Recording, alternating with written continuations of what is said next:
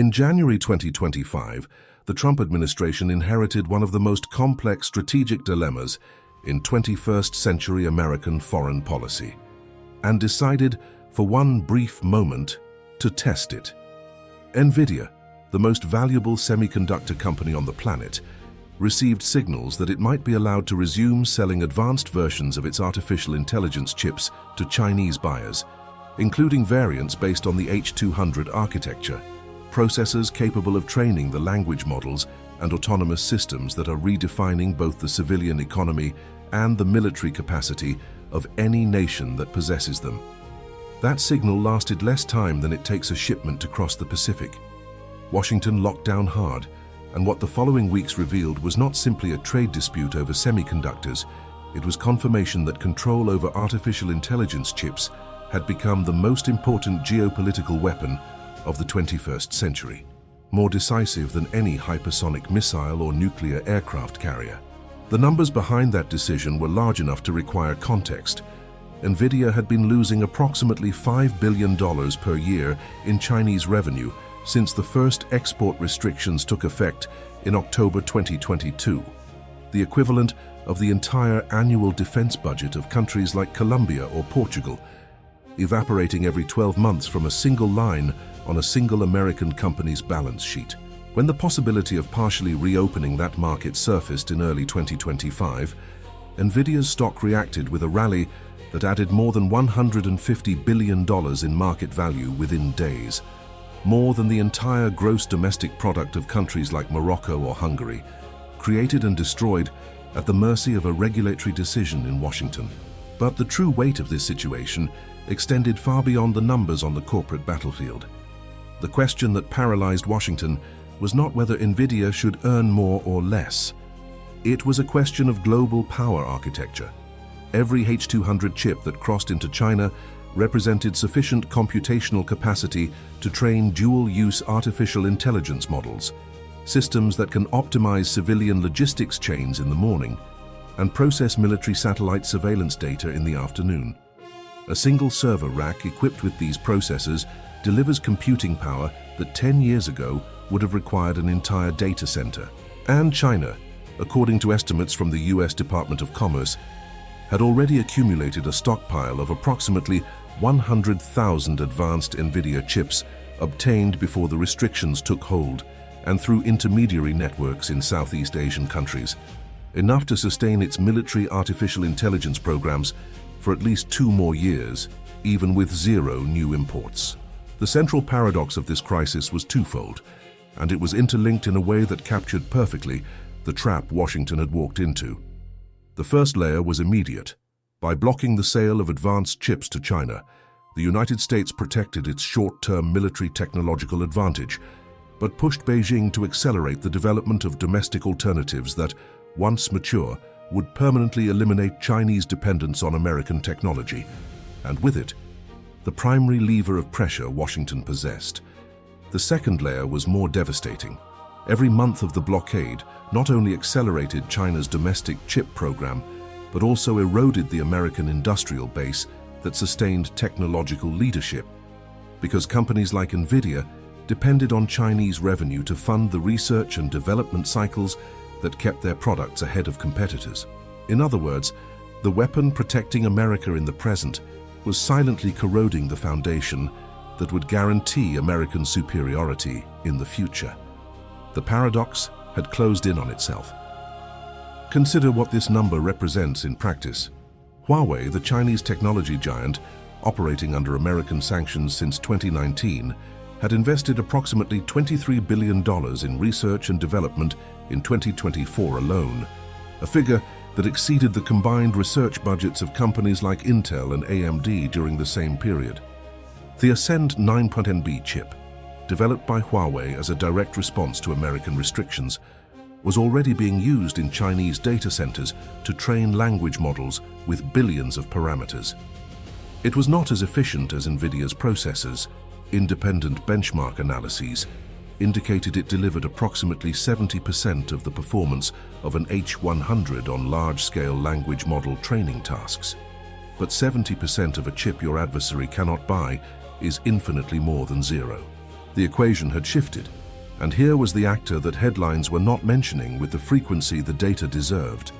While Washington and Beijing waged this semiconductor war, Taiwan, the island of 23 million people that manufactures more than 90% of the world's most advanced chips through TSMC, watched every move with a mixture of commercial satisfaction and existential dread.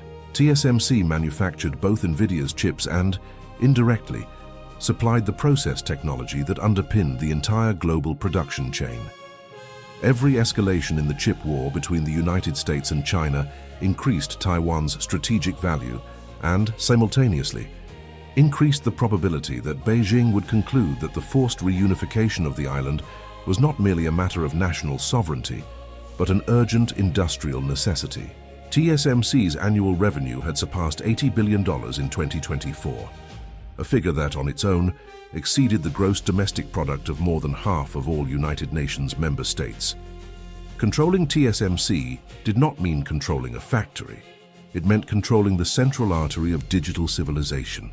In the shadow of this monumental strategic miscalculation, because blocking chips without resolving the dependence on Taiwan was, by definition, an incomplete strategy, there was one figure who embodied perfectly the tension between corporate profit and national security.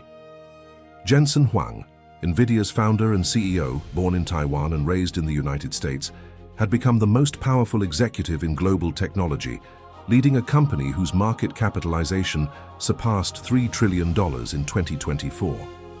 Huang had visited Beijing, Washington, and Taipei in sequence, arguing in each capital that excessive restrictions would damage America more than China.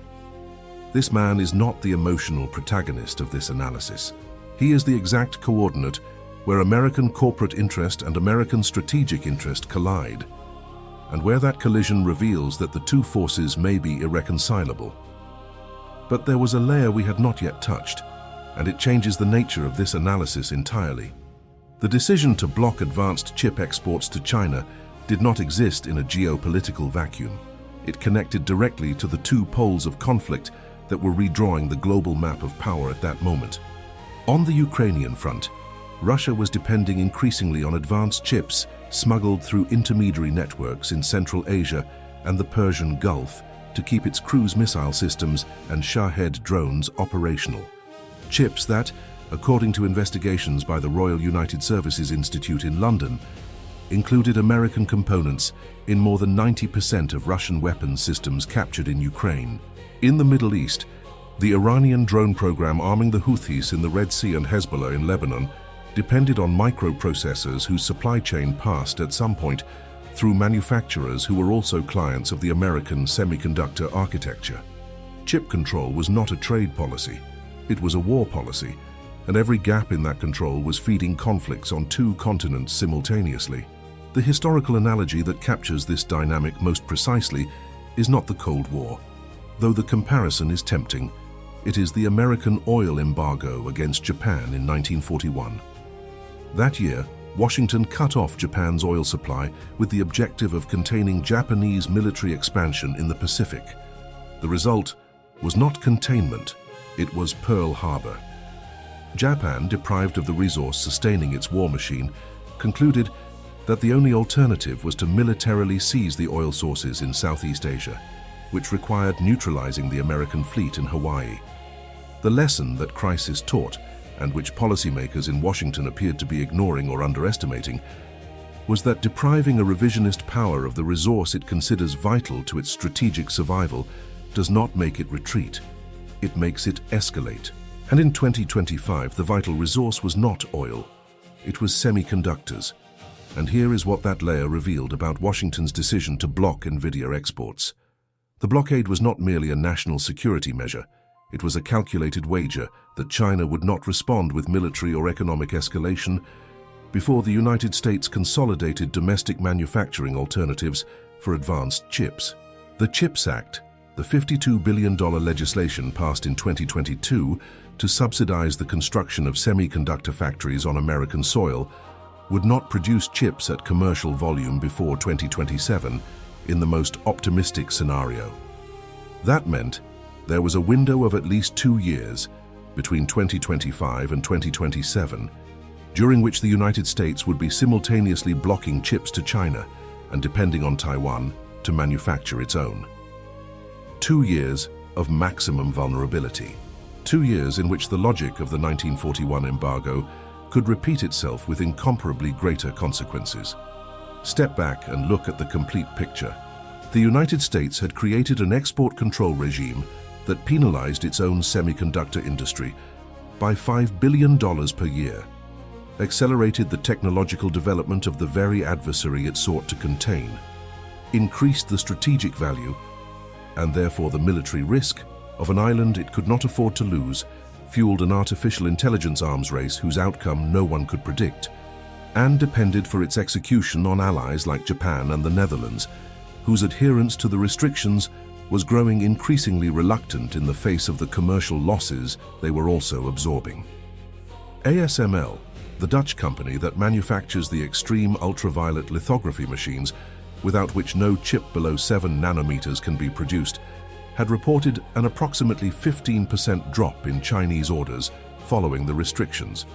But industry analysts estimated that the Netherlands would push harder and harder for exceptions, because those orders represented a significant share of revenue for Europe's most strategically important company. And then we arrive at the question no analyst was answering with sufficient clarity. The decision to block the H200 chips was not the end of a policy. It was the beginning of an escalation whose next steps no one in Washington appeared to have mapped with the precision the situation demanded. China had responded to previous restrictions with export bans on critical minerals such as gallium and germanium, elements without which the American semiconductor and defense industry itself cannot operate. Each round of American chip sanctions generated a round of Chinese counter-sanctions on minerals, creating an escalation cycle in which both sides were mutually corroding the supply chains, sustaining their economies and their armed forces. This is not merely a matter of territory on a map. It is a question of who controls the energy arteries of the 21st century, and in this case, those arteries do not carry oil, they carry silicon.